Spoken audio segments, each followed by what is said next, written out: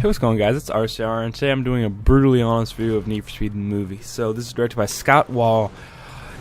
Second feature film, I think. He did Act of Valor, which I really enjoyed. It was good for the budget it had, and it was very enjoyable.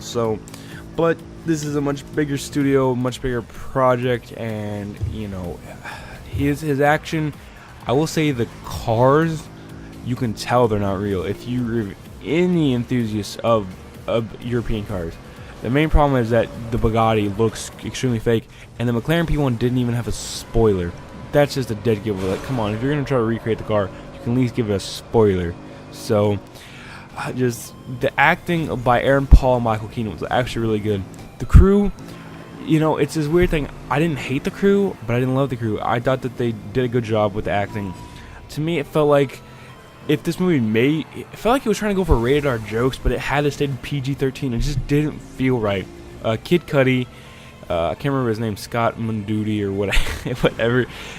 He kept pulling planes out of his ass. I know he had one plane that was his, and he had the other helicopter, which you've seen in the trailer countless of times. And it just, to me, this movie felt like a video game. It just did not make sense halfway through. Like, stuff just don't make sense. Like how somehow he got to borrow a helicopter from a military, and it was completely stupid. So, you know, again, Aaron Paul did really try and enjoy the movie. He didn't feel like Jesse from Breaking Bad, which was a good thing. And Michael Keaton was totally channeling Beetlejuice. To me, it feels like Michael Keaton just does movies that if it's not fun, then he doesn't do it. And so this one like that, or this movie was like that.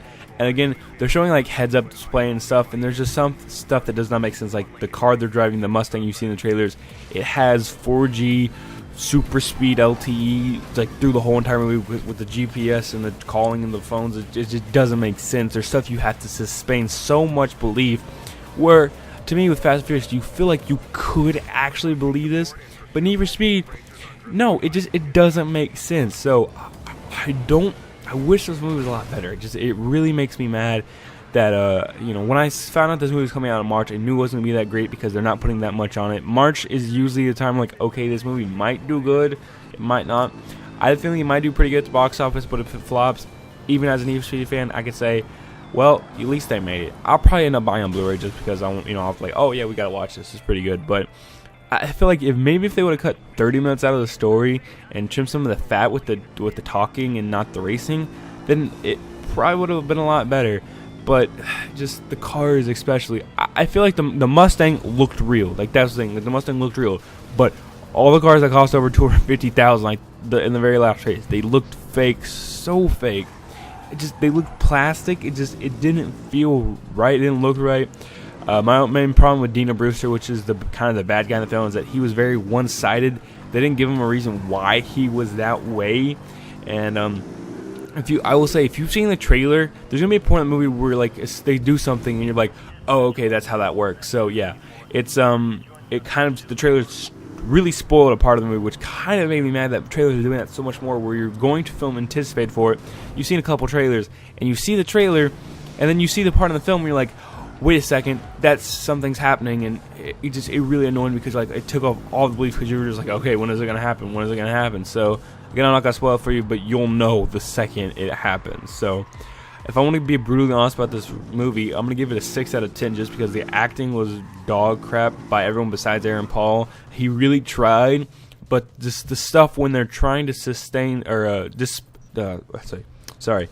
disbelief, there's so much disbelief in this film where it just like, okay, how did he find that military chopper, and could you really borrow that from a military base? It doesn't make sense to me. It kind of made me angry, like when I had to literally try and sit there and enjoy the film, like, wow, really? Come on. So again, I would go see it just because it's Need for Speed, and you're not gonna get one, and car movies don't come around that much. You won't be getting one for another, I think, 2 years, maybe 2015, 2016. So I don't know when Fast and Furious 7 comes out, but you're not be getting another car movie till then. So go see it. It's in March. It's $10. It's not the worst $10 I've ever spent. So the worst $10 I've probably ever spent was the damn DLC for Rivals. But anyway, that's it for this one, guys. Leave me thoughts down below about the movie, and yeah, thanks.